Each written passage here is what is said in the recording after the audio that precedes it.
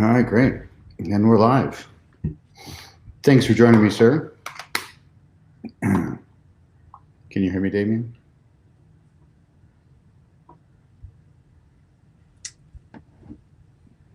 Live? Yes, Hello. we are live. We are Ah, live. we are live. We are alive. We are fully. So, to anyone who may be watching, welcome to kind of a interesting edition of yet another fucking podcast. Kind of a combination between myself and Jason D. McLean, who I've been getting to know over the past few weeks and really enjoying that process. So we've decided to go live and have a talk about the emergence of the evolutionary masculine, what it is, and how the journey that one must go through to kind of get into this place, kind of like what this process is, what this experience is. And we've kind of captioned this how to get your balls back without being a jerk, which we're going to explain. There's a relevance. We're not just being, well, we are being cheeky here, but there's actually there's quite a deep meaning behind what that means. And so we're going to go into that. I'm going to go into talking all about that. But I'd just love to welcome you, Jason, even though I'm on your account right now, and welcome you to my podcast. This is kind of like little overlap thing. I love the name. Will you say the name again one more time, just for my pleasure? Another fucking podcast. Just another one. Just another one of them. I love that. Yeah. So cheeky indeed. Yeah. So I'd love to have a chance to like bring you in, and maybe you can share something, or share. So I've started to get to know some of your story as we've been chatting these past few weeks. Maybe you can share some of an overview of your story and how that positions you into this discussion we're going to have. Sure. So my story began a long time ago, but my transformational path began when I was 20, when I got convicted of my third felony right before the 3 strikes law passed in California. I used to steal brand new sports cars off car lots for fun. I would drive them for a couple weeks and just leave them somewhere. Right? They had the lock boxes right on the windows. Anyway, the third time, the judge says, "Mr. McLean, how come you're not in prison yet?" And I said, "I'm not sure, Your Honor." And he said, "Well, you're going this time." I said, "Yes, Your Honor." And somebody in prison doing life handed me a book called "Awaken the Giant Within" by Tony Robbins. And I'd had really, and I really went to work on myself. And then suddenly I got out around 20, I was lucky to do a very short period of time. Relatively 2.5 years. I got out. I stumbled my way into an NLP, one of those synchronicity things, NLP practitioner training, a very in-depth, comprehensive training, and then did a master practitioner training. So here I was, 25 as a master practitioner and a trainer, which didn't really work. And then, there's lots of other things along the way. I tested positive for HIV 20 years ago. It very really shocked me and my fiance. We were both quite stunned. She thought I had a habit of being a practical joker, so she thought I was kidding when I called her from the results, from the location where I got the results. But over the course of it, I never stopped evolving. I got deeply involved in integral theory, and so for me, what was really necessary was, let's just move up this levels of development, stages of development, waves of development. And these are stages that have been empirically proven. And so we're not, and it's not really a hierarchy, it's a holarchy. It's a healthy hierarchy, meaning each stage includes more. That's what a healthy holarchy means. Yeah. And so I started, I've always avoided, I've been an evolutionary guide full time since 2004, and have had over 500 one-on-one clients. And I've always sort of avoided relationship stuff, and I've always avoided gender stuff and typing, masculine, feminine typology, largely because the more you evolve, the less and less accurate that gets as a predictor of behavior. So masculine, feminine, or Enneagram or Zodiac, or just the more you evolve your ego, more and more expansive less and less triggered. And real quickly before I put everybody to sleep, in terms of ego, I have it that the more you evolve, the bigger it gets, meaning it can, like, what kind of ego can be one with all things? And it doesn't need any defense. It's the small ego that needs to be defended or asserted. The big ego is like, yeah, okay, I mean, I can embrace that because you can relate to more and more. And the essence of personal evolution is the ability to take on an ever increasing number of perspectives ongoingly, so that we can actually understand where people are coming from, even if we don't agree with it. And so when I started to, say, fine, I'm going to do this thing, because I had so many women say, you need to teach men how to be a conscientious man, but to still be a man. Like, there's this dearth of men who are comfortable with their masculinity in the world in a way that's, not being a jerk. And that can actually relate to them and actually soften and open a woman. It's such a fine line, that, like, how do you be a man and not be a jerk? It's been one that's been like a big question for me for a long time. It's like we've got these models of really strong masculinity that we're told are like, that's inappropriate behavior, and you go, hang on a second, but why is there such a good response to that? Right. I mean, it's the classic, why does the woman, date the jerk or the bad boy, right? Yeah. One thing that stood out for me in this story, and I've just been sitting here, like, it's been in my head, and I think it really ties into this kind of developmental arc that you just mentioned, and that we're going to, like, speak into more, is you got this book, Awaken the Giant Within, in prison. And you said this statement, and you just kind of, like, rolled straight past it. I went to work on myself. And I think it's I'm both curious in what that meant. Like, when you say you went to work on yourself, what was that? And then the other one, I just want to kind of, like, highlight the particular kind of stage. Maybe you can articulate the stage in ego development that kind of was representative of your time in prison and of the people that you were surrounded by in prison, kind of in relation to this as well.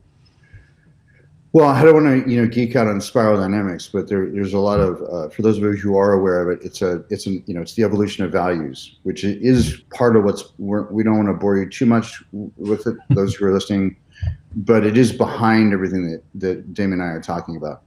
There was a lot of red and blue. I mean, and each stage sort of understands and also doesn't like and keeps in check the problems of the stage below. So, blue is the custodial staff. They're the law and order types. And red is the might is right.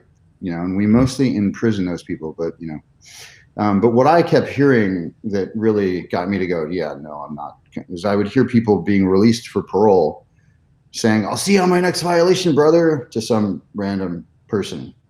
And so it really is, it's an accepted way of life. And I was like, yeah, I'm not coming back. So, in terms of ego development, those are more gross versus subtle stages. So a lot of pre-rational stuff. And one of the things I did want to talk about today was the reason I don't like the word toxic masculinity or toxic femininity is because it doesn't allow for, all it does is state pathology. It doesn't actually allow for evolution, and we're all in evolution. We all start somewhere, and we all evolve somewhere.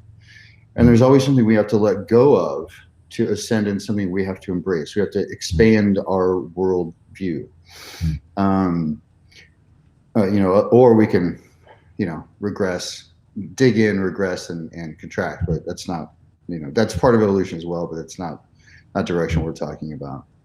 The other thing, just a note on there around something that I've noticed around toxic masculinity as well, is that it can be easy to confuse vertical development with horizontal development here. So I can say toxic masculinity is actually earlier stage development.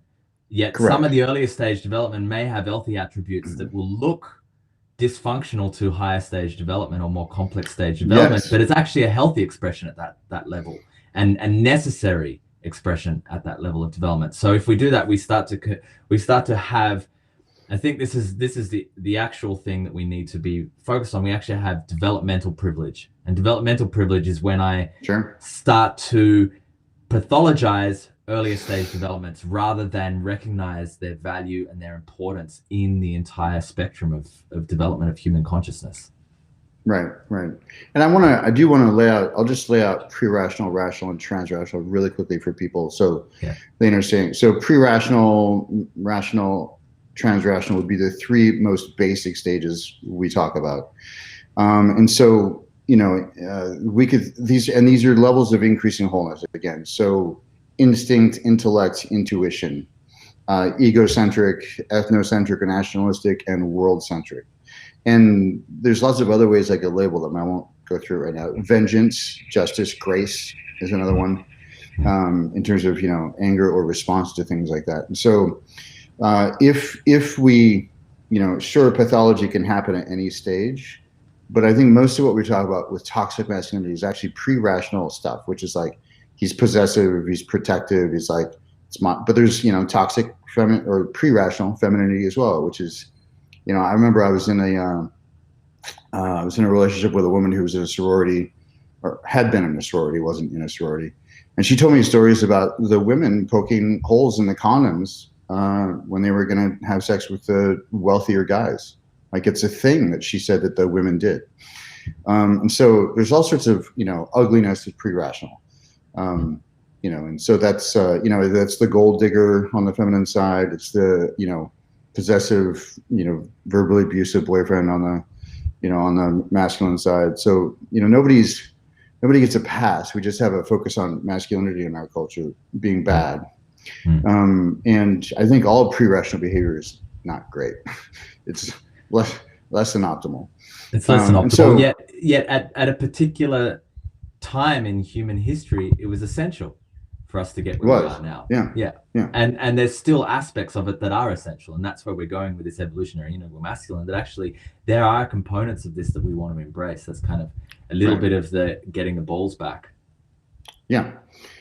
And so masculine, feminine, pre-rational, that relationship's going to be the fight or fuck relationship. It's going to be the he's possessive, she's jealous. It's this thing. But there's a lot of polarity. It's like it's hot, right? They'll fight and then they'll end up fucking, right? Just suddenly, right? It's just a cycle of fighting and fucking. And then rational, it's much more even keeled, but you're not sure really what's going on or who's leading. There might be even confusion about what's going on, but there's no polarity. It's not sexy. It's more functional, but it's not as sexy. And so at trans-rational, that polarity returns. And for me, the key is and part of it is, a woman surrendering into her feminine at trans-rational. It's because she knows she doesn't need a man. Only a fully autonomous woman, like fully in control of her life, fully powerful. Those are the ones that can surrender at trans-rational. Otherwise, it's not real. It shows it very differently in masculine, but like trans-rational masculine becomes comfortable with his masculinity again. And I'm not a fan of the label king, but it's pointing to that trans-rational masculine, really. It's pointing to that kind of what we've been referring to. It often gets referred to as sovereignty, this sense of like holding your own. I have like I'm able to manage and maintain my own life with my own consciousness, with my own will. Like I'm aware of what's happening inside of my life, and I have volition and choice around what's happening in my life, and I have grace in my life.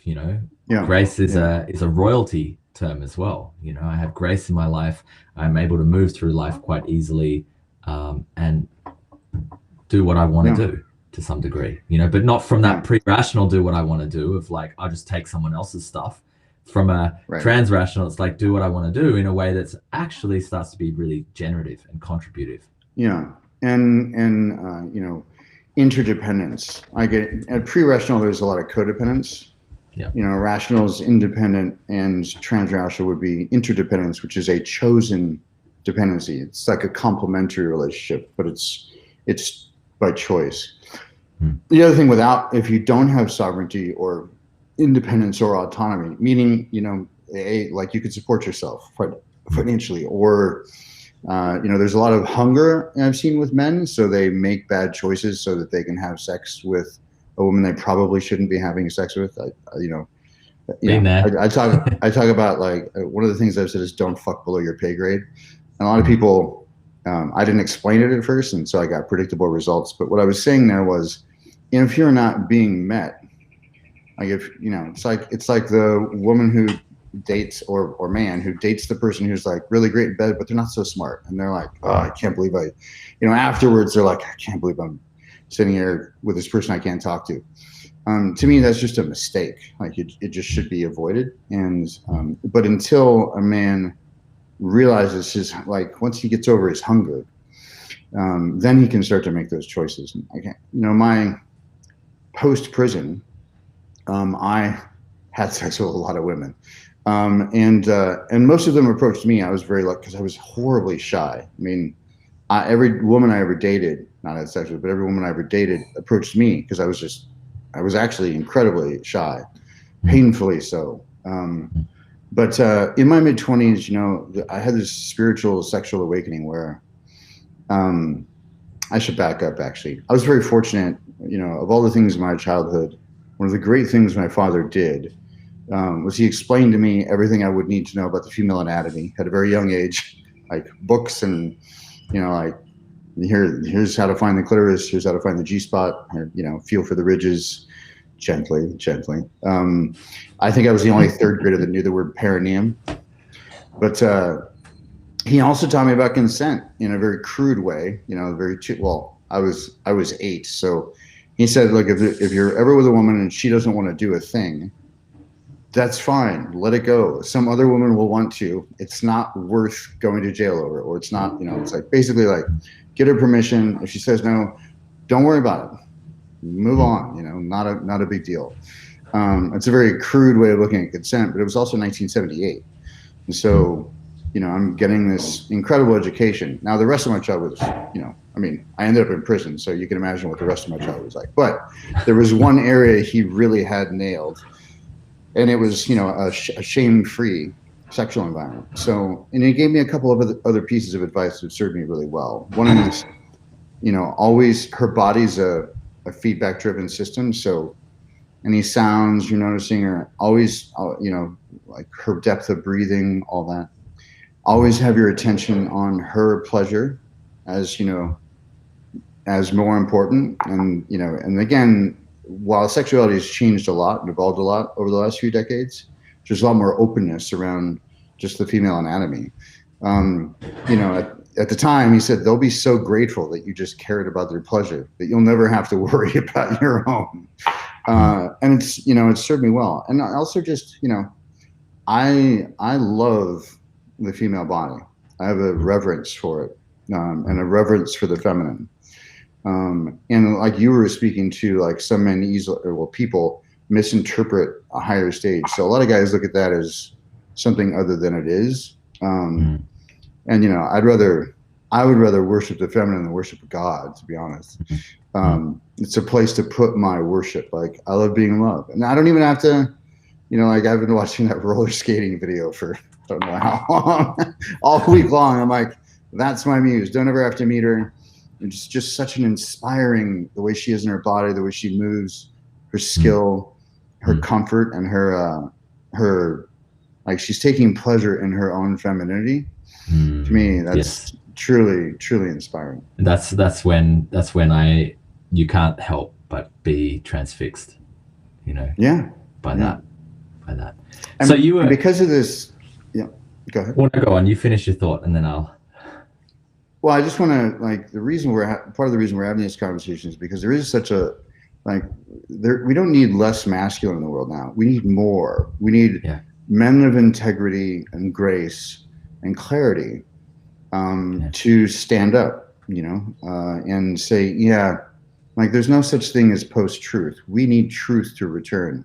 We need clear, resounding principles again. We, of course, we need compassion and empathy as well. And seeing us as separate really harms a lot of things in our society. But the idea that the masculine is bad and the feminine principles are good is, like, there's women in the Middle East who proudly birth suicide bombers. It's like their mission, and that's pre-rational feminine. That's red, feminine. Not so great for the world, not so great. Mm. So both sides are harmed by this way of thinking, and so what we need to do is elevate both sides, masculine and feminine, and then the transrational can call upon those at will. So a lot of what we're talking about, and which I should have started off this way, a lot of it is like we're talking about sex and intimate relations. Like, it's different in a business meeting, right? In a business, like there's a lot of, I've seen some women start to speak out about it, which is great. There's a lot of a lot of women trying to teach women about just being feminine in business. And so there's no structure, and they're in this feast or famine thing. And so they actually need to take on a masculine shell in those scenarios so that there will be more structure, less flow, so that there's more predictable results. But that doesn't mean that you take that into the, I'm very different with a client than I am in the bedroom, or there's just a different way of being. There's a different, one of the things that, if we kind of speaking about development as well, and so we're looking at, there's like lots of different developmental maps, and they all look at different things. Sure. We reference this one called spiral dynamics, which looks at values, and then we also looked at rationality as well. And then you also look at kind of Robert Keegan's model as well, and you kind of look at the ability, what is our ego development, and we look at higher stages of development, and we become context fluid or context dependent. And that's what jumps out to me is like I respond appropriately to whatever context I'm in. I don't have a fixed identity that is necessarily how I live my life in every domain. I move, I shift. I'm able to go into, like some places that are very, like, especially as a man, we want to be that kind of fluidic as well. And I think this is where this notion of like gender fluidity or whatever becomes relevant, in that I'm not uncomfortable being in a feminine space. I'm not uncomfortable going into flow and going into like pure pleasure and no mind and no structure and everything. And I do that in appropriate context. Yeah. Yet when it comes to relating with a woman, it's not necessarily an appropriate context. And I think it's actually, I think what you're speaking to is actually required skill. And it does take a high level of development. As you said, it's, developmental privilege in a way, but the ability to call upon to have your masculine and feminine evenly developed, or at least, like I worked a long time on developing my feminine so that I could call upon it at will, in the right moment leading a course, or, when I needed to go with the flow more and be less rigid and actually just realize that there's fluid events happening. And so I think it's important to make sure that people understand we're not talking about gender necessarily, although that's, an easy, it's an easy generalization. We're actually talking about masculine and feminine, and in those dynamics, I think as leaders, it's our responsibility to develop both so we can call upon them in the appropriate context, as you said. Yeah. And then there's two other pieces that I kind of one that I want to state and one that I want to double back on. The other one you just kind of mentioned, I just want to double click on it, of the development. It's like sometimes people can get funny about development because we want to be anti-hierarchical and we get upset about better and worse and everything like that. But like it's interesting that we apply it to the domains of personal development. We apply it to the domains of intellect and everything of this area, spiritual development or whatever. And we go, no, we don't want better and worse. We want all these levels. But would you do that to, say, professional sports? Would you go, everyone's at the same level in professional sports? No, we know there are more people who are more developed in certain fields of professional sports than less. Chess, intellect, and with, we have people who have done PhDs and other people who haven't, and we would say they have a more developed kind of intellectual structure. Correct. So it's the same for our kind of development as a being. There is a developmental movement, and the thing is it's like it's available to everyone. Everyone can develop. That's the thing. It's not exclusive. Anyone can develop. If you put your attention on development, you will develop. Whatever we put our attention on is what we develop. So, but the interesting thing about development is like we can't see up the developmental ladder very clearly. We can see down. So if I develop like, because it's a holarchy, as you mentioned before, each developmental stage rests upon the other and includes it inside of itself. So the earlier stages are more fundamental and less complex. So they're more important in a way, but they're less complex. And the higher stages are more inclusive, more complex, but less fundamental. And when we get triggered or regress, we're going to go back to earlier stages. But the thing is that I can see earlier stages and can kind of understand how they work, but I can't see stages that are more developed than I am. They don't make sense. And so if I'm aware of that, I can be drawn to that. So for example, I've met some teachers who were just way more developed than me, and I've just been like, who the fuck are you? Like, I don't understand how you make sense of the world. It's not in my realm. So from that stage, but sometimes we can look at, and this is one of the keys, is we can look at kind of more complex developmental stages and think that they're not more complex. We can think that they're actually earlier developmental stages. We can get confused. Sure. We can feel antagonistic towards them. We can feel like they're doing something really wrong, and we can go after them and attack them incorrectly. And I see a lot of this happening. Yeah, and the reason stages are so important, I probably should have brought this up in the beginning. It's for those, I mean, I know you know this, but it's where we react from and how we interpret and the filters we interpret the world through. And so it's really fundamental to every moment in our life. And so what you're speaking to, when you say they can't, it means they can't, like, I can't accurately interpret somebody's choices at a higher stage than I am. By the way, we can also use deeper if you prefer that. Like, deeper's it's a different metaphor for the same thing. For those of you listening, so it's fine.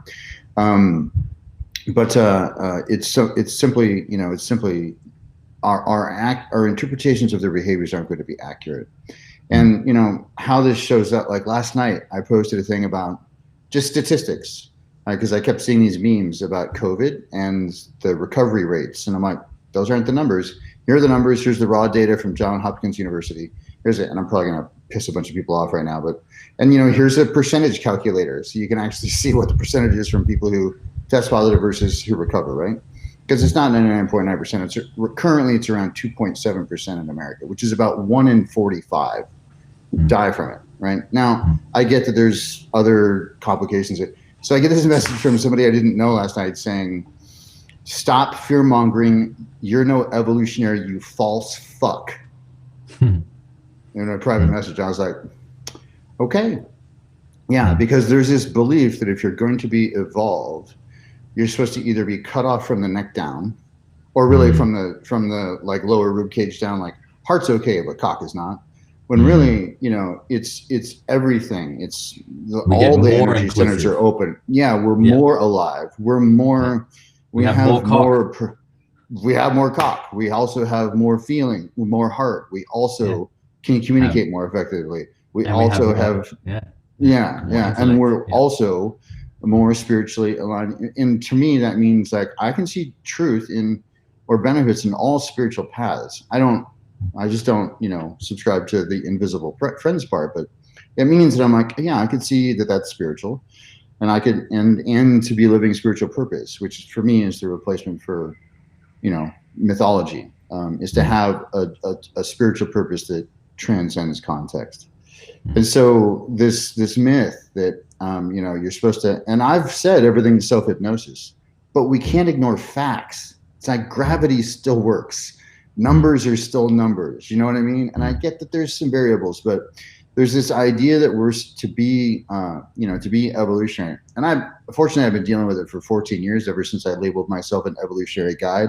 I get people projecting what they think an evolutionary guide is supposed to do, how they think it's supposed to behave, what's with all the humor, how could you talk about sex? I mean, there's so many things that, I'm like, all right, fine. But it's not transcend and deny or transcend and suppress. Because we've seen what happens when you try to do that with the Catholic Church.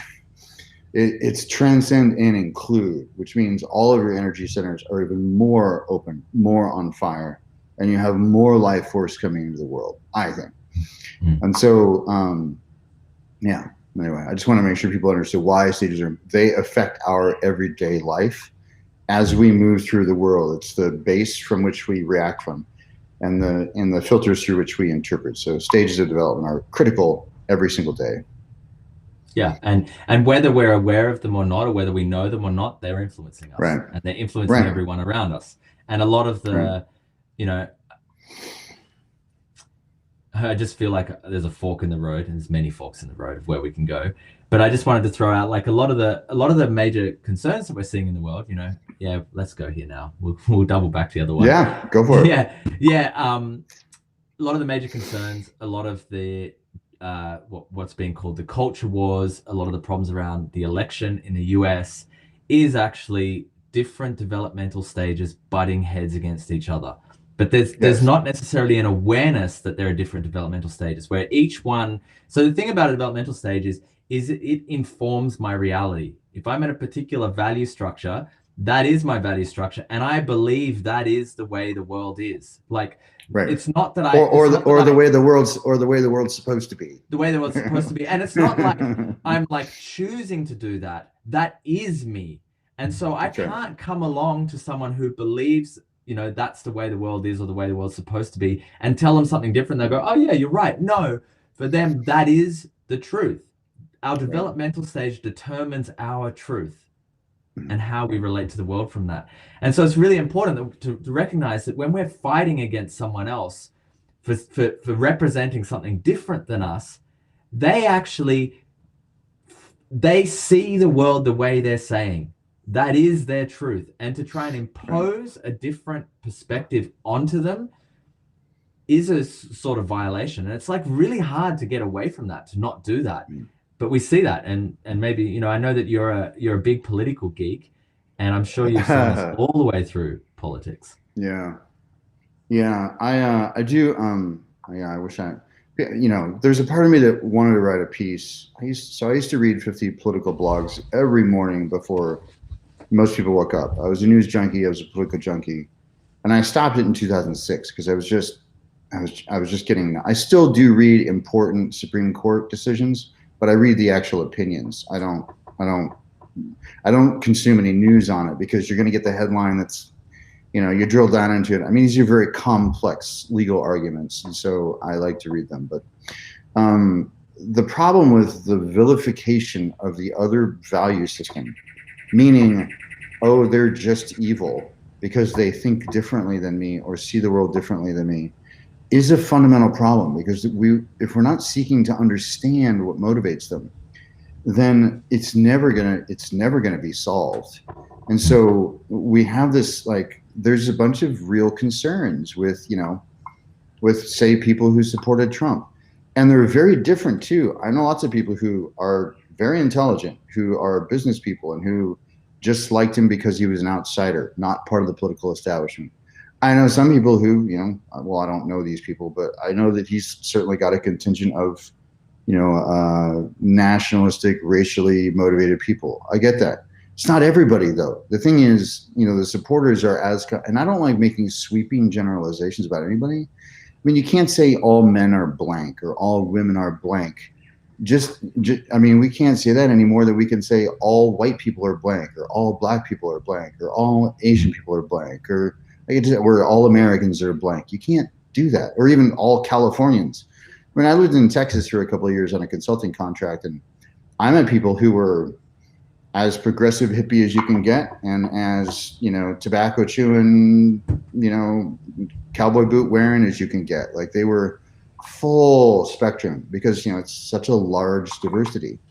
And so I know people who lived in Sweden, and you get away from the major metropolitan areas, and they got a bunch of gun-toting, church-going, foreigner-fearing people, you know. And so it's just a matter of stages of development. So we really shouldn't make generalizations about gender, or about, because, and I wrote a piece called "The Cult of Classification," and I wrote it back in like 2004, but I posted it recently because it makes people comfortable. Like, oh, if I can classify them this way, then I know what to expect from them. Well, do you?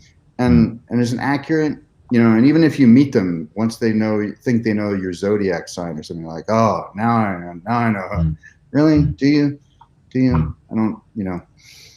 So we just have to be careful, especially in the modern era, with gender relations as they are, I find that relating to people as individuals, and I don't let men, like, I have men occasionally, like maybe it's post divorce or maybe and they're like, women, blah, blah, blah. I'm like, no, maybe that woman, maybe, but you know, where's your part on that, dude? Where's your responsibility in it? You know? So, and I just think if we do that, we shut down connection, and we do it to avoid pain and the discomfort of confusion. I understand, but you know, don't do that. And the tricky thing here, and this is where I get tripped up myself, and I'm like catching it more and more, which is part of a developmental progress when we start catching ourselves in a particular mind trap that's related to a particular stage. Is also, I can't do it for stages. I can't make sweeping generalizations of developmental stages. Right. You know, so here we are, we're talking about this developmental stage map, and we're kind of making some generalizations, but we also can't really make generalizations about it. Yeah, even if somebody's solidly at a stage, that means 80% of the time they react from there. Yeah. 10%, like 10% of the time they'll, you know, react from a higher stage, 10% from a lower stage. On Tuesdays and Thursdays, you know, I'm an asshole and just schedule. And they also have their unique expression at that stage as well. They do. And, you know, here's the other thing, and the pitfall of it, by the way I used to misuse it, I'll say, because I first read about spiral dynamics, I think I was 30, so about 20 years ago, I think, ish, right around there. But I read Sex, Psychology, Spirituality, Spirit and Evolution when I was 25, you know, with the Ken Wilber's tome. So I was really good because of my skill set and my perception at identifying if somebody had feedback for me. I would identify which stage they were at, and I would use it to invalidate it. It was my way of protection, of self-protecting, and you know, not looking at myself. And so it is a pitfall. We want to make sure we're not going, oh, that's just because they're there, because you know you can't do that, because you're also, you know, especially in the case of feedback, I have to go, well, okay, well, that's probably speaking to about 40% of the people out there. You know, they're probably representing, and so you just want to be careful. And it was a particular way that I was arrogant and deflecting feedback also, and I was good at it. So don't do that, people. Well, I've been good at it too. Don't make my mistake. Yeah. Yeah, it's not a good idea. So. No. I feel like we've expressed a really good overlay of some of the terrain, you know, like some of the terrain. I mean, we could talk for, you know, another 10 hours and still be laying out this terrain. It's a very complex map that we're talking about. But I find I want to now start drilling, okay, let's talk about masculinity in particular, and let's talk about the evolution of masculinity and what it means to be evolutionary masculine. And one of the big things that I've been sitting on and I wanted to double back was, you know, I've said something that the anything we put our awareness on, we develop. You know, that's something that's very clear. That's a phrase that I'm sure someone else has said it, but there's a phrase that I came up with is, you know, developmental growth is a function of intentionally applied awareness. So whatever I put my attention on, I grow in. If I put my attention on music, I get better at music, you know, if I put my attention on listening to music, I get better at music recognition or whatever. So if I put my attention on my own growth, that's going to lead to my own development. And so it's it has me start wanting to dive into what are the things that we need to put our attention on as men to develop our masculinity, to develop into this more trans-rational stage of masculinity. And one of the things that you said, and I've wanted to come back to, is this notion of dealing with the sexual hunger. And I had a previous podcast with Joe Keach, and we talked about this a lot as well, and it really stood out to me. And it's something that I actually think is incredibly important for men to understand and work with. I just curious on your take on that. Yeah, which reminds me, I never finished that part of the story. So I had my spiritual sexual awakening. You know, I was 23, 24, maybe 25, 24, I think. And I had run through. So I was still having subject-object sex. And that should, rather than, you know, connected relational sex. Can you just explain what you mean by subject-object sex? Yeah. subject object is, well, it's not fully connected, so there might be a lack of eye contact. There might be I need to get laid, so I'm going to go find somebody tonight who will just, and maybe you don't even know their name, or just the body. yeah, they're just a body. They're just an object for your pleasure, or an object for you to be pleased by, or an object for you to please. It can happen, Yeah. in other directions. Like there's an ego trip in getting a woman off in ways that she's never gotten off before, right? So Yeah. that's also subject object. It's maybe more pleasant, but it's still subject object. And I remember I was in my bathroom. It was like 3 a.m, and I had these two lovely brunettes with me, and I had already done everything a guy could possibly want to do, and we were sort of just like we were sort of cuddling on the floor, and I was like, what am I doing, right? Like I was bored. And I get that that's a very privileged, and maybe people wouldn't go through it as rapidly as I did, but I found it fundamentally unfulfilling. And so one of the things that people think when they think of me, they're like, oh, like I remember a guy who he came up to me at a party. He's like, hey, you're Jason McLean, right? And I'm like, yeah. It was like a fundraiser or something. And I was with my girlfriend who I'd been with for 2 years. And before that, I had been celibate for almost like 18 months or something. And not because I chose to, I just couldn't find a good fit. And so, at this point, I was being very selective. It's like, sex is easy and just sex is unfulfilling. There needs to be connectedness for me. Yes. Yeah. And so, this guy walks up to me. He's like, you're Jason McLean, right? He's like, yeah. He's like, I just want to check something out. I have it. You're a total womanizer. And I was like, wow, you see Adrienne over there? Yeah. She's the only one I've been with for, almost 3 years now. And before that, he's like, what? Really? I was like, yeah. I was like, and, before that, I was celibate for, about 18 months. He's like, no way. Wow. I'm like, yeah, thanks for verifying your interpretation.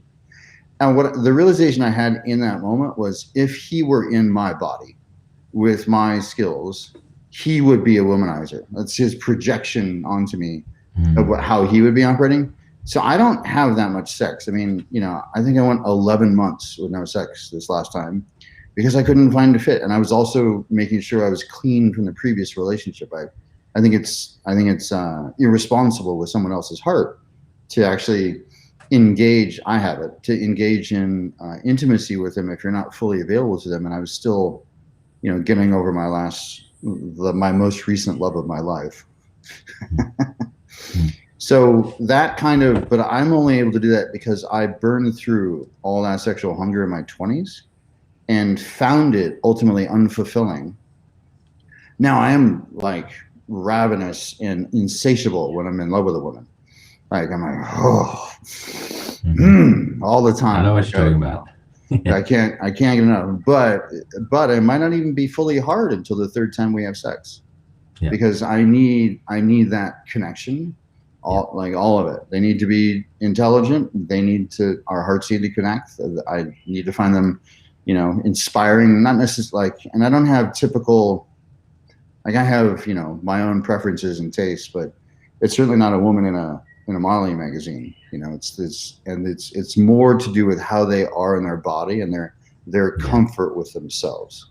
Yeah, absolutely. Yeah. I totally hear that. And it's like, in the past few years and really rapidly this year, I've been cleaning up the last little bits of that inside of myself. Sure. I've gone through, it's been a long process because I probably didn't dive in as hard as you because I had my other things get in the way. I had a lot of social awkwardness and everything, but there was a period of time I ended a long-term relationship and I got out of it, and I did a similar thing. I just went on the rampage and started to feel very, very unsatisfied by that. Took a long break, but then that hunger kind of came back again. And so it's like I've been just got to the point where it's like it's done. Like it's done. Like this, and so there's a very real point, I believe, as a man where it's done. Like you no longer there's an end point. There's no longer a need. And I think so when we talk about development, I think where would you say that hunger come from? Is that like a pre-rational? Is that like one of these earlier stages where we have this deep hunger, sexual hunger, where we where we so ready to just operate from our lower 2 or 3 centers and just fuck the rest. Like, doesn't matter about heart, doesn't matter about brains, whatever. Yeah. Well, I think there's a few things that come into play. If there's fundamental self-esteem issues, it's one of the ways that, and self-esteem is so important in all the ways, but Yeah. If somebody's getting their worth, like their validation externally by other people being attracted to them or liking them or wanting to have sex with them, then they're just going to be in this constant, and it's a hole you can't fill, no pun intended. And so, and here's the other thing to realize. So I don't know where it comes from. It could come from lots of different places. It depends.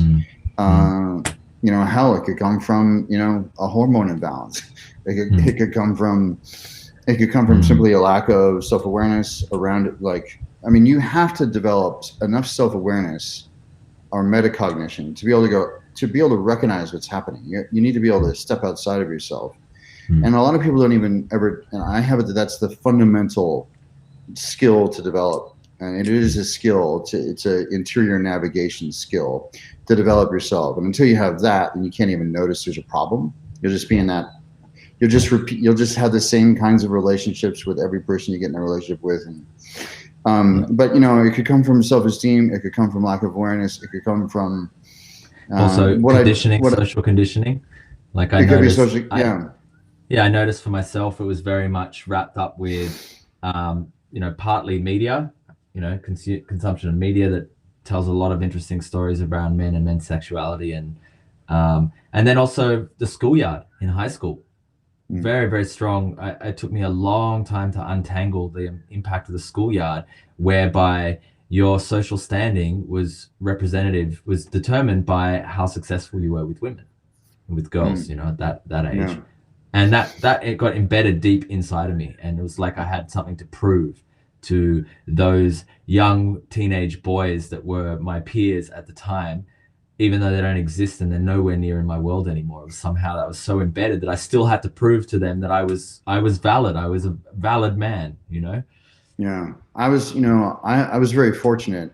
I didn't have any peers in high school. In fact, I had a girlfriend tell me after I graduated, well, I didn't graduate, but after I got out of high school that, the rumor about me was that my father was in the CIA, so I couldn't speak to anybody. That was the rumor about me. I was just terrified to talk to anybody. So as a result, though, the benefit of that was I didn't have any peer pressure. I was never exposed to, except in, mildly traumatic ways, to male athletes, or like I was really in my own little world. So I get to, there's a lot of benefit to that. Now there's some drawbacks to that also, but there was actually a lot of benefit to that. So I never had peer pressure. Like the people I hung out with were the people who like got kicked out of drama club. We were like the outsiders of the outsiders, Me too. So I just never, I never encountered that problem. And I feel very fortunate for that. And being a massive introvert, really helped that. But after that, I just developed. I put my attention on self-esteem, like consciously and intentionally. You talked about conscious, like where you put your attention. I read Dr. Nathaniel Brandon's work when I was like 22 or 23. And so, it really informed my development entirely. So being internally validated, meaning I don't make decisions to make someone else happy, which is probably, one of the most, like two people with really high self-esteem, they make an amazing couple because they have healthy boundaries, but also the more you evolve, the less you need boundaries. I've noticed the more pathology there is, or the more unhealed wounds there are, the more someone needs to draw boundaries like that. They're like, Well, in the model that I work from, I don't call them, and I draw from Pia Melody's work on codependence. They're not defined as boundaries; they're walls. They're actually a wall. A healthy boundary, as I've been working with it, and I use a cellular analogy in my teachings, is that it's a dynamic, fluid, context-dependent phenomena. And it's also semi-permeable. So it facilitates what comes in and goes out. That's what a boundary is. It's not my no, and it's got nothing to do with like, oh, I need to draw a boundary right here. That's not a boundary. You're just putting up a disconnection. Yeah. Agreed. It's one of the things we covered in NLP training with Charles Faulkner handled that. And he talked about permeable versus, he never called them walls, but fixed versus flexible, meaning context dependent is flexible. Permeable, which he just drew as a dotted line. It also just, and this may be context, it depends on the person. Like with some people, we have, boundaries around certain things with others. But I've just noticed the more I've evolved, the less I need to draw boundaries. It's just like, I just don't, and I've always had flexibility as my primary value.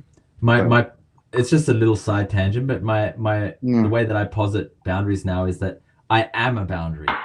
Like my being is boundaried in that it's what creates me being a being. Is like there has to be some definition around me that allows me to be a being, and that is my boundary. And that intimacy is facilitated by me being boundaried. So my boundary meets another boundary, my being meets another being, and now we have intimacy.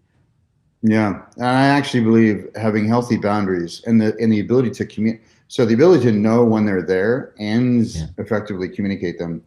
It's your immune system in a way. Yes. It's your energetic and relational immune system. And totally. Being inclusive of everybody, I think, is a fantasy. Before I forget, speaking of being all inclusive and that being not real, I love communities who say we're all inclusive, and then somebody acts. They're like, we don't want to have any rules. Everybody's okay. Full self-expression. And then some guy does a thing, and I'm like, how about some boundaries now? How about some rules now? And they're like, well, no, I don't. Like, I actually helped a intentional community. Some guy who had a borderline personality disorder, and he never did anything outright that violated women's boundaries, but it was always sort of like he might. It was like weird, and so I was like, this is great. You guys get to develop actual rules of conduct now. So, and that's just a healthy immunity. It's community boundaries. Yeah. And it took me a year to, like, I kept saying, well, you're going to have to, and finally something happened where I was like, yay. Mm-hmm. The other thing I want to mention before we wrap up, it's really important that we realize we can't skip stages. We see it a lot in the so-called spiritual community, which in the pandemic just descended into a bunch of infighting and weirdness and, not very spiritual. And it's because they tried to skip stages. They were here and they try to just pretend like they're here. And so they take on all the language, they take on the linguistic structures of the stage so they can, represent themselves as being there. But to me, right now, like I remember somebody posted a thing and I don't remember what principle I said, but I stated some, spiritual principle that's probably from Buddhism, but in my own language. And some commenter said, this isn't the time for spiritual platitudes. And I said, really? This is the exact time for spiritual, when you're going through shit. If you can't apply your spiritual principles when you're going through the shit, then it's just another thing you say, like a song you sing. It's not actually a spiritual principle. Yeah. Right. Right. And I think my response was something like, I'm sorry for you, these are platitudes. For me, these are ways we should be living. And now, like in crunch time, like when you're going through grief or that's the very time you need to apply those principles. Yeah. And that's the very time that they're actually beneficial. They're not beneficial when everything's going great. That's where the rubber meets the road. Totally. Well, I've had multiple times in my experience where suddenly a platitude becomes embodied. All of a sudden, like, oh, that's why that's why we say that thing. Oh, that's how to live from this particular framework. Yeah. Now it's no longer something I just say, it's something I am. Yeah. So in terms of like the bad news is there's no pill, there's no NLP process, you have to move through these stages. Now you can accelerate it, which is what my personal evolution work has been since 2004, was to help people, my 6-month one-on-one programs are to help people accelerate essentially through the stages. Not a sexy thing, not a way to market it, but it does accelerate movement through the stages specifically. But I think it's important for women and men to realize that wherever a man is at, wherever your masculinity is at, you can't suddenly become transrational. You're gonna have to move through it. And so you can't skip stages. You can accelerate through them. So I love that you said, like, you worked through that, like there was a little bit left of the hunger thing and you think it's mostly gone now. That really spoke to your grace for yourself around the process. So what I will say is the thought error here for people listening to this would be to then judge yourselves for not being at a different stage. That's the biggest, like, if you can really fuck it up, it would be to be It's like, well, great mind fuck. I should be at this stage. Yeah. According to who? And we all know that self to other comparisons are not very useful. There's always going to be somebody more developed than you at anything, martial arts or, swimming or communication skills. And communication skills are physical skills. That's important to note. So they take practice, and the muscles atrophy if you don't use them. That's right.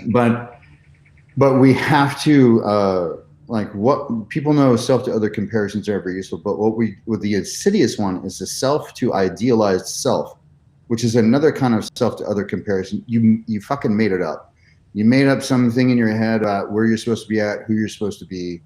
And as a result, you're beating yourself up and shaming yourself against a standard that it's not even real.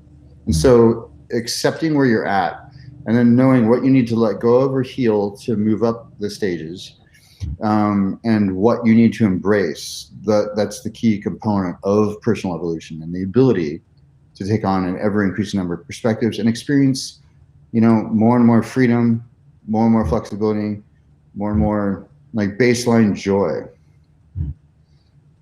and nice. ease in life. Yeah. Yeah. Well, I know that you said wrap up, so I imagine that you're. Oh no, I don't care. Okay, sweet. Okay, good. I'd love a bit more time. I was like, if you're gonna wrap up, we need a part 2 because there's like more things. Yeah, go for it, man. Yeah, so we touched on the sexual hunger and kind of the integrating of like the subject object sex and the kind of transcending. So this transcending. We move beyond something, we transcend, and then we include it. So I transcend subject object sex, but then I include it in that, with a loving partner, we can definitely go there if we ever want to. We can get hot and sweaty and primal sometimes, and sometimes that's really fucking what's needed. That's really appropriate, because we're built within a higher context. So we can easily go down, we can easily move down stages, but not so easily move up stages. And we can easily move down and access what's available at earlier stages and use the gifts and the beauty in them. So one of these is, around sexuality, and developing our sexuality as a man has us move into this evolutionary masculine kind of perspective or place. What are some of the other features that you think are really essential for a man to develop into an evolutionary masculine, like masculine man specific kind of things? Yeah.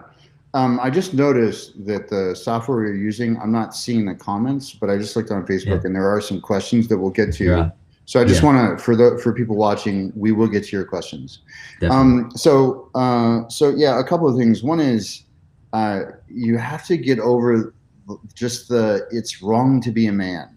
Like, there's nothing, men may have done horrible, horrific, tragic things in the past, but you're probably not that guy. Maybe you are, in which case, clean it up, take responsibility for it, own it. And then in taking responsibility for it, you will feel more whole in yourself. And that will allow you to, like, anything that's trapped or unresolved at lower stages, it's almost like a missing ladder rung. And so, like, it's like if you've got unresolved shame from your past, or unresolved parental imprints, or unresolved traumas, and you don't resolve that, it's going to hobble you. And it's like trying to run up the stairs with one shoe. Like, you left a shoe on, you left a shoe halfway up the stairs, but you kept trying to run. It's kind of like that. So you need to stop, go back and pick up that shoe. And picking up that shoe, is cleaning stuff up. But also, like, you're not all men. You're not whoever's in the media that did some horrible thing. So the problem is, it's really hurt sensitive guys who want to be good men. And then women saying all men are terrible, and the guys internalize that, and it doesn't help either. Like, it doesn't help women get what they want, which is why you and I are even having this conversation. And it doesn't help men, step into transrational and live the kind of lives we actually want. Yeah, the men and women want. Like, women are like I can't tell you how many women are like, where, like, for 20 years I've been hearing, where are all the real men? I'm like, well, you've been telling them they're wrong for being men for 20 years. Like, I mean, it's not helpful, right? And so just we need to, like, they internalize the generalization. And so men just need to, like, get right with being a man is okay. Having desires like a man has is okay. They need to be expressed responsibly and contextually appropriate. You know, and you need to be able to assess, like, you know, I mean, if a man, when I was married, when a man looked at my wife, I took it as a compliment. I didn't take it as I was like, that's right. Yes. And I would even encourage him, have a look.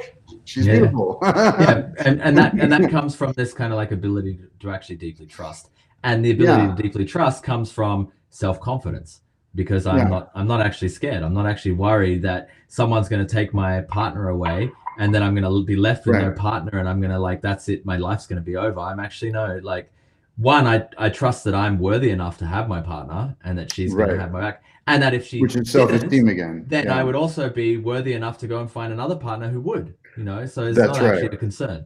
That's right. And here, and hold on, three things to unpack there. Yeah. You know, first of all, is you have to be confident in the experience you can produce for her. So get really good at female anatomy. Like, you should be able to play her body like a finely tuned instrument that it is.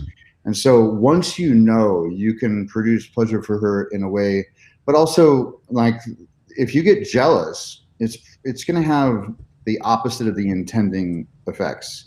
So if you're confident in your ability to produce great pleasure for her, which means you have to be knowledgeable about the female anatomy, then you can be confident enough to know, well, I mean, if she, but also you talked about, what part of what you talked about there was, if you're identified with the relationship, then, and if you're like, the relationship is what gives you value, you're going to be fucked, because you're going to have a bunch of fear about it ending, and you're going to be in, like, life destroying grief if it does end.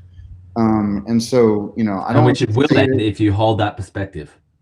Yeah, it's definitely more likely to end. Yeah. I mean, inevitably it will end one way or another, but probably sooner by holding that frame. And work on your self-esteem. Like, you know, like, get the 6 pillars of self-esteem by Dr. Nathaniel Branden. Work on all 6 pillars. So there's a related question, by the way, from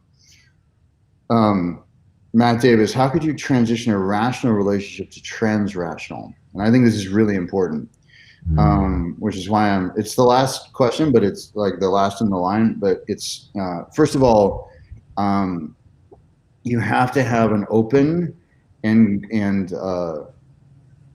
you have to have an open conversation with your partner. So, like, hey, we're noticing that, you know, like, you've probably both expressed that you want something, and you're like, I don't know how to do this. And so it really will be, first you have to have a conversation about your desires, where you both agree that you can express any desire and it's okay. And, you know, and, you know, there's Jerika Lyons and I will be talking about, you know, the appropriate use of, this is a bit edgy for people. So, but, like, in a marriage, if there's a thing that somebody really wants, rather than leave the marriage, you might want to bring in a professional, because they'll be more inclined to respect the boundaries of the relationship, rather than having somebody go cheat on you. And in the way I view it is, if somebody wants a thing I don't want to get engaged in sexually, I want her to have that thing, largely because that's the best way. Like, how do you keep a free spirit forever? You let her be free. And so if there's a specific sexual fetish she has, or a kink she has, or something that she really wants to do, where you're like, yeah, I mean, okay, I don't want to, then it's okay to do that. Now, it's not to his question exactly, but first you have to have an open relationship, like an open communication about it. And then I would engage in, like, time bound, like, okay, for 15 minutes, so that she knows when it's going to end. For 15 minutes, we're going to engage in a polarity exercise. Maybe it's taking up partner dancing, which teaches amazing, like, lead and follow. And so I would recommend, for a couple that wants to bring polarity to their relationship, blues dancing, swing dancing. These are all dances where, you know, you learn how to lead and control her body in ways where she feels safe and comfortable. and has her surrender in a way. And that way you can do it in a context where there's not a lot at stake. You really don't want to start it off in the bedroom.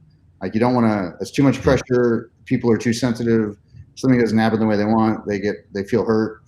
And so like try dancing, but it starts with a conversation. Hey, let's get some polarity in our relationship. And for that to happen, let's go take on these practices. Yeah. Well, so I just wanted to like highlight that just to make it really clear is like, we're talking about how do we move from rational to trans-rational. And the thing that's happening at the rational and kind of what we're calling the post-rational as well, even more so at the post-rational, is that polarity tends to dissipate. There tends to be a flatlining of polarity. Women tend to become a little bit more masculine orientated, men tend to become a little bit more feminine orientated, but there tends to be like a flatlining of polarity. Relationships are like who's leading, who's following, we don't know. Right. Definitely not the man. The man's starting to become a bit slobby. Right. To move into or watery, like watery or a bit slovenly, or he's got the woman and he just now gives up and just like sits on the couch and plays video games. Yeah, learned apathy. Oh fuck it, I don't know how to win, so I'll just zone out. Yeah. And so to move, and what I want to like just highlight and iterate to start moving from rational to transrational is to enter into conscious polarity. So conscious polarity means it's an intentional polarity. I know that I can be watery and emotional, and I can be fluid and soft, and I can definitely be uninspired, and and these are pathological feminine characteristics in a man, not pathological feminine characteristics in a woman. I think that's really I've been called about that sometimes, and this is, I forget his name, the guy who wrote. In fact, sometimes there are even desired qualities in a woman, right? Well, yeah, exactly. But in a man, or in a man who has a masculine orientation or a masculine core, to use David Data kind of work, they're not desirable qualities. They become pathological, or they become hindrances. And do you know the guy who wrote the book He? Never heard of it. It's a great little Freudian, Jungian, psychology book. And that's where I really got that from, of like this sense of like, oh, in a man, these particular feminine characteristics become a hindrance, become a problem. And so often these relationships that start struggling is because there's no polarity. There's no strong masculine and strong feminine. And as a result, it's this neutral flatland, and there's no charge. So polarity is what creates charge. It's what creates electricity. Electricity is a function of polarity. The fact that I can even speak is because there's a polarity exchange running up and down my spine between my nervous systems that allows me to function as a human being. Like without that, my brain and nervous system doesn't work without polarity happening inside of me. An atom won't hold together without polarity. So it's like, that's so important. We introduce, but then it becomes conscious. It becomes this appropriate, context dependent polarity where I'm like, I'm choosing this pole. I could actually choose to be the feminine pole if that was really what got us off, and she loved the masculine pole. Doesn't matter. But that we have it. There's a few things in there too. Actually, I'm going to move to a couple. These questions are so good that pretty much every single one of them I think we should answer. One of them we already have answered, to some degree. I'm switching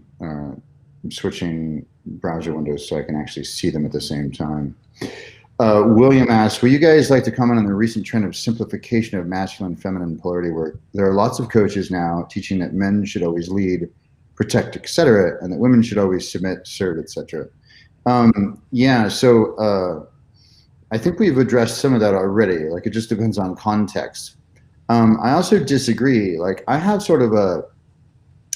a competency based, like if there's something that she knows how to do really well, it depends on the context. But if she's like, she's really good at something, I'm like, great, you go for it, you lead.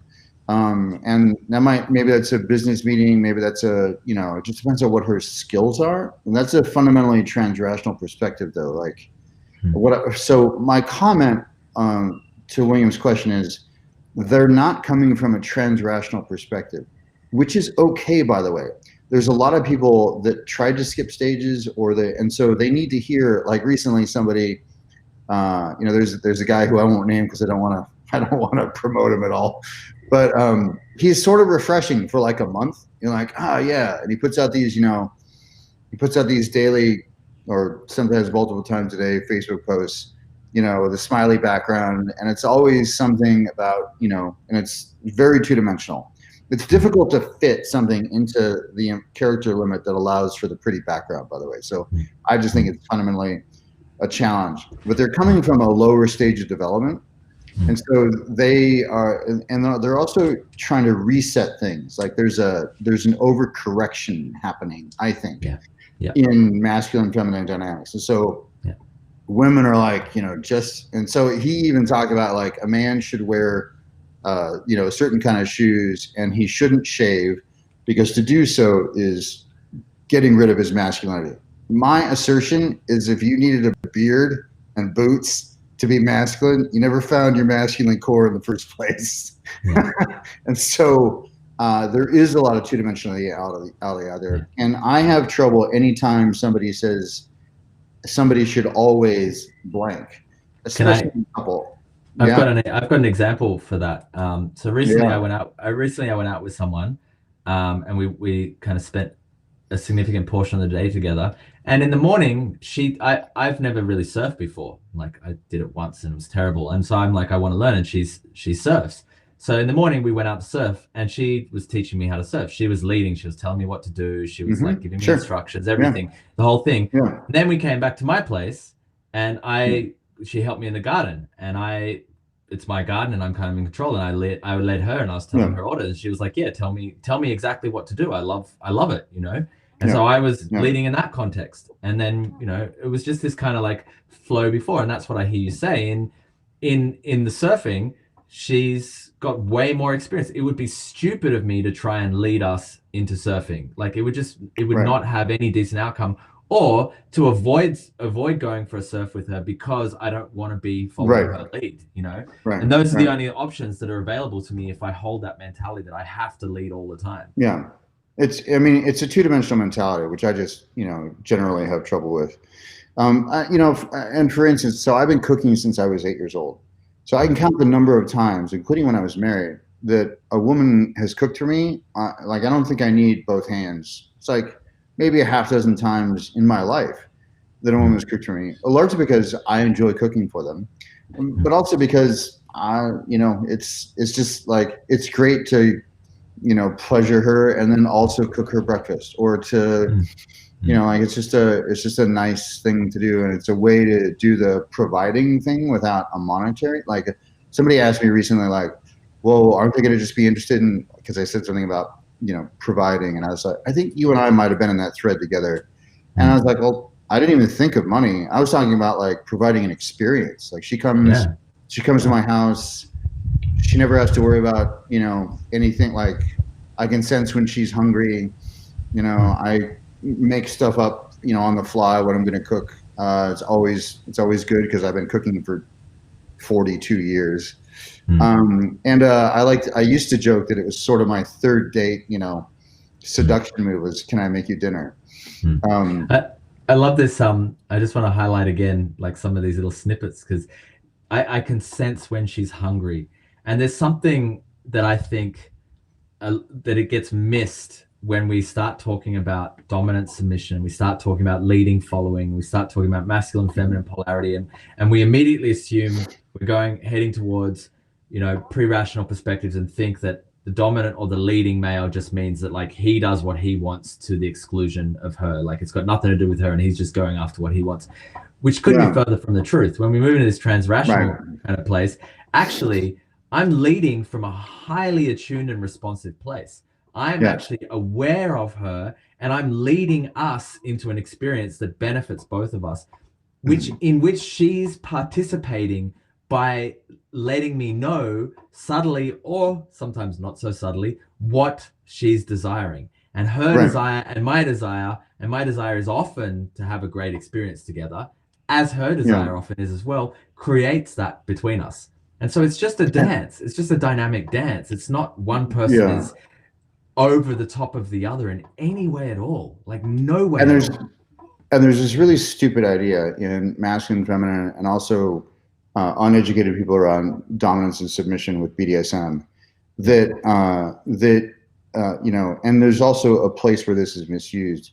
We really are following the woman's desires, Yeah. and then we find a way to make that happen. Now, as Zach and I talked about, like it's you want to be cautious about her expressing an outcome versus her desire, like I'm feeling this or I want this, and then he goes into his masculine like well, and he provides a way for her to get that. But especially in sex, like what a lot of people don't realize is, first of all, the best tops have bottomed at least, they've bottomed a couple times so that they know what the heck they're doing and what it's like on the other side.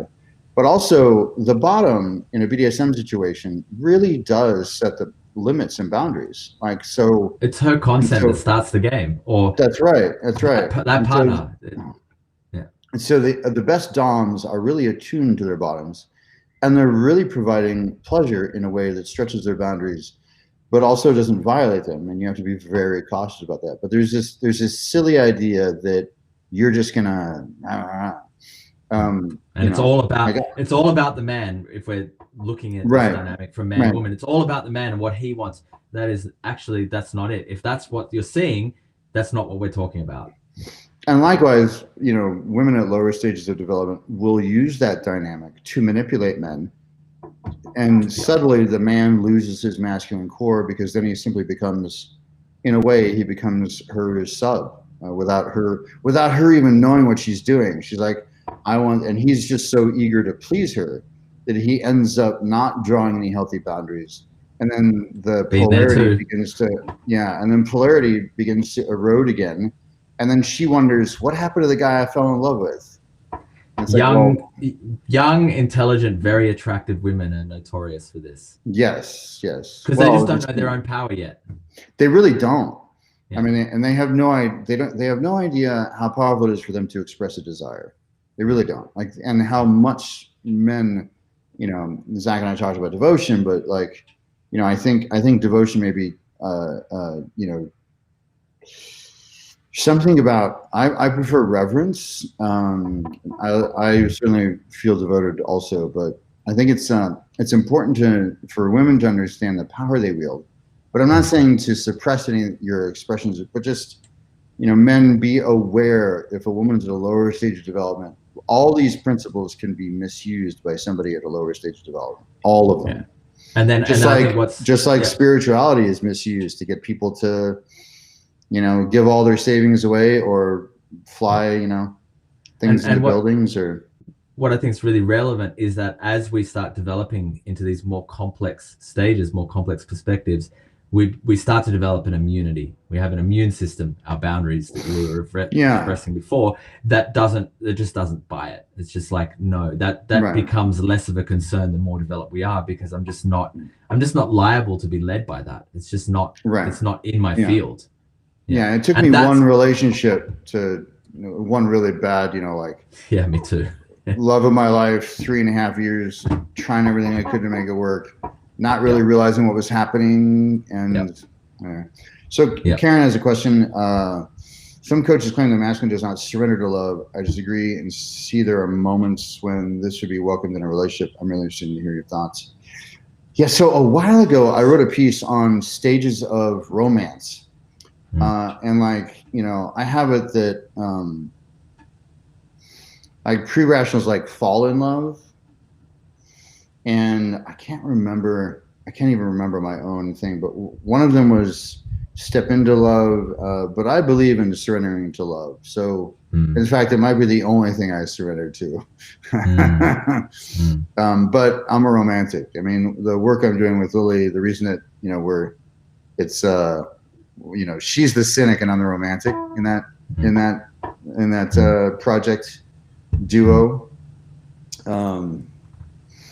Yeah, I'll post that later, but yeah, I agree with you, Karen. Thank you for the question. I mean, I like when you say that as well, and when you mention it, it's like my whole body is just like, of course, like that's the only way to enter into love, to just let go into it. Yeah, I think so. those are all the questions. What do you want to go? What do you want to do from here? Do you want to wrap up, or did you have other questions? Well, there's one piece that I also wanted to point to. Like sometimes I hold on to them for a little while. I miss the window, and I'm like, okay, I'm going to hold on to this one. So when we were talking about, I forget exactly how it came up, about kind of becoming more masculine, becoming not more masculine, becoming into this evolutionary masculine, this transrational, this integral masculine, whatever way we want to define it. That part of it is this polarity, part of it is the sexual hangover, and part of it is, and you said that's it. You said becoming comfortable with being a man, becoming comfortable with our masculinity. And so part of that for me really comes around kind of purpose and drive and doing, the act of creating into the world. And that's something that's like really come online for me myself, like quite recently. I mean, it's almost like my whole life I've been preparing for it in a way, for that sense of purpose, that sense of like, oh, like I'm actually doing something in the world. I'm actually creating something in the world. I had something like, throughout my life, I've always been really attracted to intelligent, quite successful women. And I've always been the slob who's just kind of like not really knowing what I'm doing while they're just like getting on with their life. They're like doing postgraduate studies, or they're like, lawyers or something like that. And, invariably those relationships haven't gone very well because, I'm actually not meeting them in those places. Because I didn't feel tapped into some strong sense of purpose, some strong sense of creating in the world, and the act of doing, the act of actually actively doing. So I just wanted to touch on that as well. Yeah. I think, if a man lacks purpose, and when I mean purpose, I don't mean like a task or, or even a mission, but like purpose, something that transcends context. Like the feeling of purpose. And which gives you direction, which gives you, a groundedness, which gives you something beyond the relationship or beyond. And I even recently, I was in a forum where somebody, they had decided not to kill themselves, and they're like, well, now that I decided not to kill myself, what am I supposed to do? And so I wrote a long thing of like, you need to find purpose that transcends context so that you have meaning in your life, and something that you can't be disillusioned by. It's really important. So a religious leader, you might become disillusioned, or a religion, you might become disillusioned, a relationship, you might.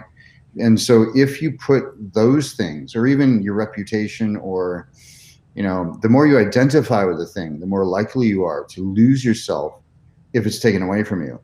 And so for me, my purpose is to accelerate the evolution of consciousness on the planet. That's the thing I can do in any context, as long as there's another human there, or even on my own if I'm writing a thing, right? But there's usually it's in service of other, but it transcends context is the critical thing. And so finding purpose so that you have something but I totally use Muse, the feminine form, whether I know or not, as inspiration. Like I'm one of those guys who, I don't fall asleep after sex. I pop up and write an article, or after an appropriate, connected, cuddly time, I'm like, all right, you mind if I go work? Because I'm like, so I don't get spent. We should probably talk about this whole myth about retaining your climax too for men, but I actually feel inspired and enthused after I make love to a woman, not exhausted. So, and I have it just on that really quickly. I have it that whole thing's a myth. It's bullshit. Chris Orozco, I think, he posted something like, "Hey, have you noticed how like female coaches say you should have lots of orgasms to the women, but male coaches are like, you should retain, your orgasm. What's up with that?" And I think he did a whole podcast on it, and I haven't watched it, but for me, it's like, that's just life force. And if you have a life force problem, then maybe you should look at other aspects of your physiology or your neurology or your chemical makeup, and you can adjust that through supplementation. But I have never found it to be a problem to climax in terms of my energy, productivity, or focus. What I have found is if I don't climax regularly, I get emotion, like I get like I'm like wobbly and manic, and like I actually, and I'm sure there's somebody who's going to say I just need to focus it up through my heart, or there's nothing wrong with my heart. My heart's fully open, but it has good healthy immune systems. But in terms of with the appropriate woman, I've just found my life works better. And even when I don't have a lover, just actually being comfortable with masturbating daily to climax, and mostly just as a matter of functioning. Now I might have more life force than somebody else. Somebody else might have more than me. But it's clearly not sex addiction because I'm very choosy with my partners. So I just want to make sure that people understand that. Well, I really love your definition there around purpose. And like what came up for me is that it's very much an abstract. So what I love about that is it's context independent. There's nothing that it relies on that my purpose needs to rely on. What are you typing?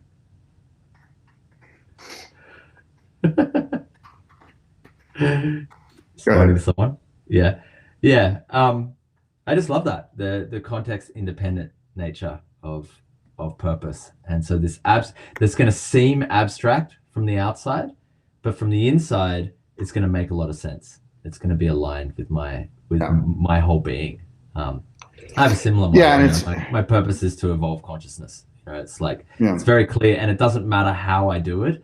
And there's lots of different avenues that I can do that. Like if one thing fails, I'll just do it in another avenue. It doesn't matter. It's that thing that drives me. It gives my life meaning. Yeah. Yeah. Good. Cool. Yeah. All right. Should we wrap this up? Yeah. Let's wrap this up. All right. So I'd actually love to wrap up like a summary of what the evolutionary masculine means to you, and then you can let us know what you're doing in the world, like in regards to this. For me, evolution masculine is, I hate to be a geek about it, but it is transrational masculine. But to get there, you have to have healed a lot of your, you have to have healed maybe not all, but most of your trauma. Now I'm very privileged in that, I've seen people post like, can you ever really get over trauma? I've been an NLP master practitioner for 25 years. I can heal a trauma that people have been dealing with for years in one session. So, and have it be like, it is a long, deep session, but it's, one session. And it's not bypassing, but as you said, like if you don't understand it, it can look another way. It's not bypassing, it's different. It's pervasive change. Like I've had people with, anxiety problems. They wake up every morning having to take a Xanax. We do a 45-minute session. They no longer need the Xanax, like that kind of thing. So, you have to have healed your trauma. You have to be competent in the world. You have to know how to navigate things and develop your self-esteem. And you have to have a reverence for the feminine combined with your rightness that you're in your masculine. Like there's nothing wrong with that. And I laid out a post pretty well. Like here's, he doesn't think about men as competition. He doesn't, he's not threatened by it either. He handles chat. Like if somebody challenges him, he might draw a boundary, but he might also, just play with it. But he can usually answer questions openly, and but most of all, he takes responsibility for his own experience. I don't think you can actually develop if you don't take responsibility for everything in your life. And it's, there's no joy in that, but it means being 100% on the hero side and 0% on the victim side of that spectrum. Like you can't blame women or blame, like you have to be sovereign in your responsibility for your life. Like that. What I'm doing currently, and there's a flash sale for the next 24 hours for people watching this. Lily Von Trapp and I are doing a conference in February on relationships. In addition to the conference package, there's also like you can add on coaching. at a significant discount if you buy it now. But for the next 24 hours, there's a 50% discount on the Eventbrite page if you enter in the coupon code EVOLUTION. And the website is theromanticandthecynic.com, theromanticandthecynic.com. And you can always reach me at evolutionarycompanies.com.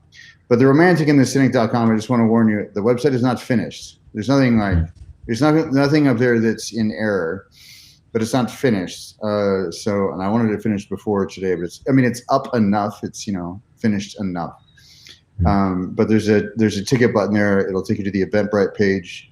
And again, you get a 50% discount. It's a flash sale for the next 24 hours if you enter in Evolution. And of course, I'm available for one-on-one stuff as well. Can you just say a little bit about what this conference is? Like, what are you going to cover? What are you going to go into? Yeah, so it's for couples and singles, and so you can either come to reboot or transform your relationship, or you can come as an individual. And we're going to talk about just how to, how to determine what qualities you want in a partner and how that would show up. How to use that exercise, which will take us several hours, to actually communicate your needs if you're in a relationship, and also use as a filter. Like if you're dating somebody, my first date question is, what's important to you in relating, and I find out what's important to them, what else is important to them, what else is important to them, how that would show up, because that's usually where the agreement breaks down, and get that really fleshed out. And by the way, it's a tool you can use for looking for a job or looking like in any context, but we'll talk about relationships. There'll be a lot of dating tips, like, how to, like, one of the things that her and I have really talked about is there's this sort of numbness going on from this rational thing. Men are terrified to make decisions. Women are exhausted from having to make them. And so we're going to give you practices to really ground you in leading as a man. And again, it's open to all orientations, because we think about masculine, feminine, not, man, woman. And so I just want to stress that. We're also going to talk about like basic, so dating tips. There will be some stuff around how to resolve conflict. We'll spend an afternoon on giving you tools around conflict resolution. We'll have you move through it, while also having both parties have it be satisfactory, but actually give you some structure. And then we'll talk about the basic agreements for healthy relating, how to implement those in your relationship, or to have the conversation. Like I have them, like nowadays I have it before I go on a date with one. I'm like, hey, here's these 4 agreements, and how to walk them through those, how to communicate them. We'll talk about how to have STI conversations, how to draw boundaries. It's really a full on, weekend. We're gonna have a limited number of people, we think. If there's an option if you want to actually come to Seattle, and we'll have an Airbnb. Of course, with COVID, we'll have appropriate protocols in place, but most of it will be over Zoom, and it'll be in February. But for the next 24 hours, theromanticandthecynic.com. And if you have any questions, feel free to just message me, and we can do a needs analysis for you, and determine whether or not the course is appropriate for you, and then we can go ahead and get you registered. That's how that goes. But it's equally as like if you're single, or we'll also cover like how to keep it sexy and hot in the middle so it doesn't stagnate. It's a full weekend. It's Friday, Saturday, and Sunday, and then the Tuesday evening following to complete it. Sounds great. Cool. Yeah. Awesome. Yeah, you're welcome. Yeah. Thanks for having me. Thanks for being on yet another fucking podcast. Thanks for being on. Well, we're a little bit fluid in this podcast. It's quite nice. Who's leading? Who's following? I don't know.